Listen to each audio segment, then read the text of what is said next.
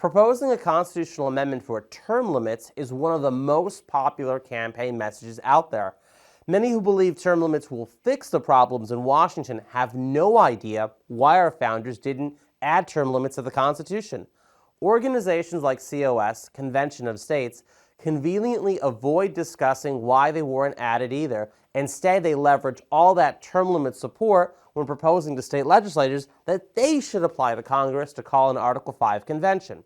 Convention of States senior advisor Robert Nadelson has even been known to goad individuals by saying that an Article 5 convention hasn't happened yet, quote, because Congress refuses to propose a term limits amendment and we haven't had the guts to call a Article 5 convention to propose one.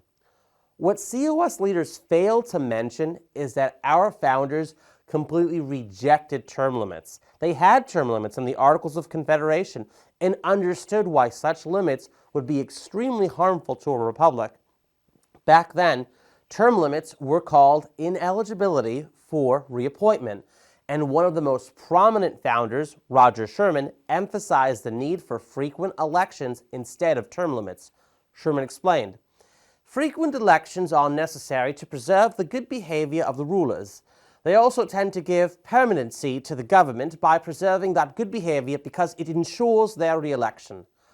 All in all, term limits lead to perpetual lame duck Congresses. A perfect illustration of this was caught on camera with an open mic at the 2012 Nuclear Security Summit where President Obama said to Russian President Dmitry Medvedev, "This is my last election. After my election, I have more flexibility." So what do you think will happen if the House of Representatives and the Senate does not have to consider the impact of their actions for an upcoming election? Are you willing to take that risk? Learn more about Article 5 and the amendment process by visiting jbs.org.